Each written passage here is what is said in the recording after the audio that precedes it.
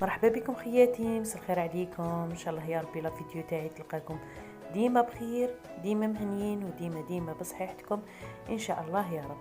اليوم ان شاء الله راح نديروا وصفه تاع الطون بالطماطم بلا صوص طوماط. نجوزوا لطريقه التحضير. اول حاجه درتها حكمت الطوماطيش ديالي، رابيتها في لاغابوز. هنا طوماطيش تاعي برك صغيره، يعني خديت قيس زوج حبيبات شويه كبار، رابيتهم في لاغابوز.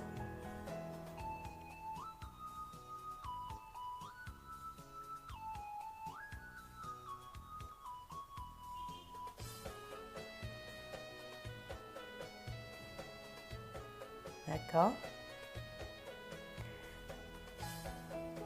نتوما استعملوا زوج حبيبات كبار اذا عندكم. يعني انا عندي طوماطيش صغيره، سي بور سا راني نعاني معاها شويه. كلشي تاعي صغير، مم الثوم كان عندي ثوم صغيره. هنا الثوم نحط قيس 3 حبيبات كبار. يعني كيما قلت لكم انا صغيره، سي بور سا راني نربي فيها غير بالوحده وصغيره. ثم اذا عندكم كبيره ديروا 3 حبيبات كبار. صدقوني هذه الوصفه تجي رائعه وتجي احسن من هذيك تاع المعلبات. جربوها وان شاء الله تعجبكم. هنا بعد ما ربيت لاصوص طوماطيش مع الثوم، انا نحط الزيت حوالي 3 إلى 4 مغارف تاع الزيت. ندير كزبر، ندير شويه فلفل اسود. كما تشوفوني انايا ما نحبش بزاف التوابل باش ما تغيرش الجو تاع الاكله تاعي. انا حطيت شويه تاع الكمون وشويه تاع راس الحانوت،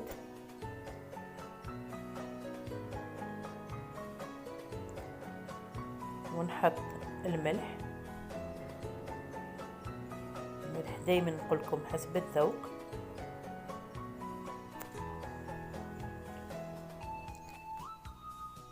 ونحط شويه بابريكا.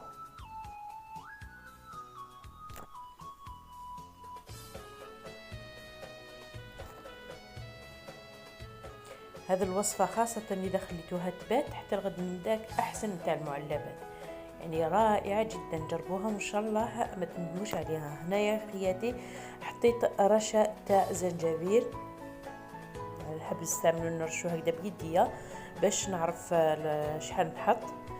هنا نحط كل شيء فوق النار، نخليه يتقلى. انا خياتي بعد ما تقلات لي لاصوص الطوماط ديالي، هنا الطون شوفوا الكميه اللي استعملت، نحطها مباشره في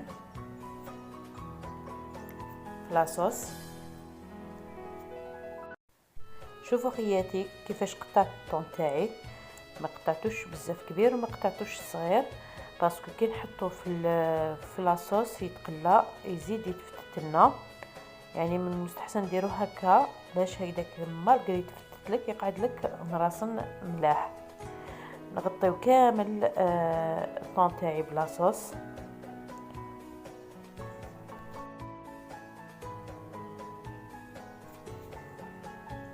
انا خلط كامل، لازم كامل تلحق لهم لاصوص. كل مرصو طون لازم ندخلو في لاصوص، ونقص على النار شويه، نخليها على نار شويه هاديه، ونغلق عليه ونخليه يطيب في غردو.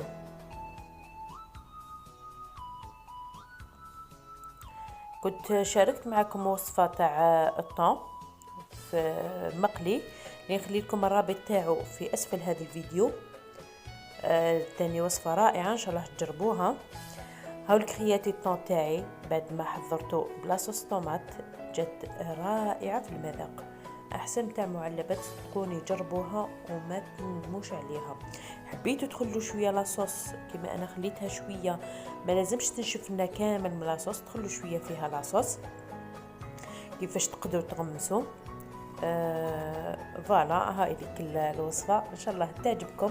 اذا عجبتكم ما تنسونيش بالجيم والبارطاج اللي تعم الفائده، وما تنسونيش اللي مازال ما اشتركليش في القناه يشترك لي في القناه ويفعل الجرس باش كي ندير جديد ان شاء الله يوصلوا. وفي آخر الفيديو نخليكم مع بعض الوصفات اللي كنت شاركتها معكم وكنت يعني درتها معكم، وكاين وصفات اللي راح نشاركها ان شاء الله معكم.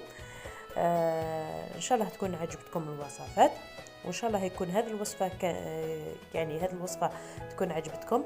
وش نقول لكم، اي تعليق اي استفسار او اي شيء حطوه لي في التعليقات اللي تحت، ولا تواصلوا معي عن طريق صفحتي ولا مجموعتي على الفيسبوك ولا عن طريق صفحتي على الانستغرام. اذا جربتوا الوصفه ونجحت معكم ماذا بكم تبعتوها لي في الانستغرام ولا على الصفحه تاعي تاع الفيسبوك. الى فيديو اخر ان شاء الله، دمتم في رعايه الله، بقوا على خير خوتي خياتي خواتاتي.